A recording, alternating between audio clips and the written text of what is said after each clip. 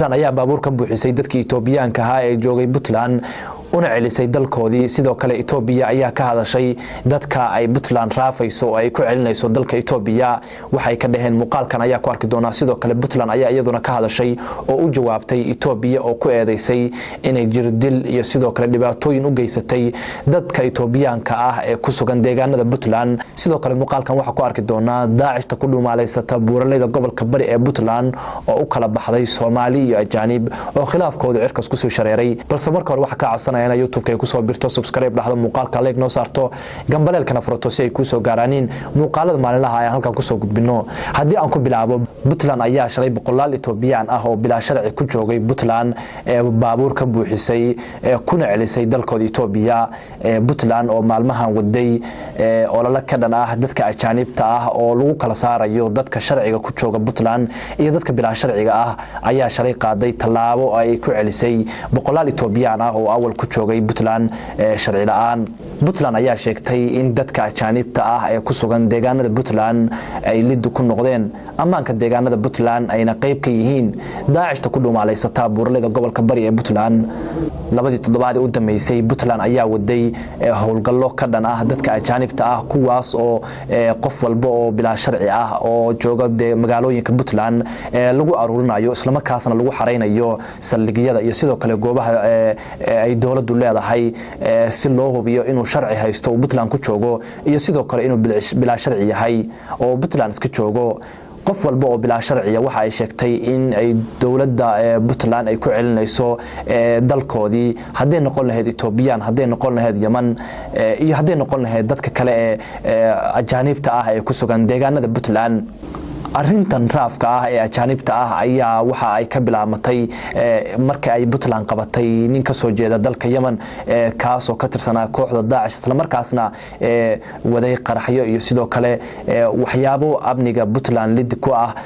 haddii la sii daba raacay ninka ajaanibka ahaana ilaa iyo 10 nin oo kale oo la shaqeeya ayay Puntland gacanta ku soo dhigtay. taas darteed Puntland waxa ay ku tilmaantay ama waxa ay sheegtay in dadka ajaanibta ah qayb weyn ka yihiin khalkhalgelinta amniga ayna ka tirsan yihiin Daesh iyo kooxaha kale lidiga ku ah ammaanka deegaanada Puntland. Itoobiya oo iyadu ka hadashay raafka Puntland waxa ay sheegtay in dad Itoobiyaan ah jirdil iyo sidoo kale xabsiyo lagu geystay deegaanada Puntland. wargeys ka soo baxay dalka Itoobiya ayaa sheegay in Puntland ay dadka Itoobiyaanka ah ee ku sugan Puntland ay u geysatay jirdil sidoo kalena xabsi iyo sidoo kale tarxiil ay isugu dartay balse laamaha ammaanka Puntland oo arrintaas ka jawaabaysa waxa ay sheegtay in aysan jirin cid ay Puntland u geysatay jirdil. sidoo kalena waxa ay Puntland sheegtay in aysan jirin cid ay xabsi gelisay marka laga reebo in ay Puntland aruurisay dadka bilaa sharciga ah ee ku sugan deegaanada Puntland. taasna Puntland waxa ay sheegtay inay ku saxan tahay oo aysan Puntland u ogolayn in uu soo galo qof aan haysan sharciga lagu soo galayo Puntland. sidoo kalena waxa ay sheegtay kaliya in aysan dadka ay Puntland aruurinayso aysan kaliya Itoobiyaan ahayn ay dalal kale oo Yemeniyiin iyo sidoo kale dalal kale oo badan dad ajaanib ah oo ka soo jeeda oo Puntland ku jooga bilaa sharci ay Puntland aruurinayso. sidoo kale Puntland oo shacabkeeda la hadashay waxa ay u sheegtay in uusan jiri karin qof shacab ah oo dadka ajaanibta ah ee bilaa sharciga ah dhibaato u geysan kara. waxay kale Puntland sheegtay in la ilaaliyo nabadgelyada. waxay sheegtay sidoo kale Puntland in cid kasta oo khalkhal gelisa ammaanka Puntland ay talaabo sharci ah ka qaadi doonto. dhanka kale khilaaf ba'an ayaa ka dhex taagan daacishta ku sugan buuraleyda gobolka bari ee Puntland oo u kala baxday ajaanib iyo sidoo kale Soomaali. khilaafkan ayaa waxa uu socday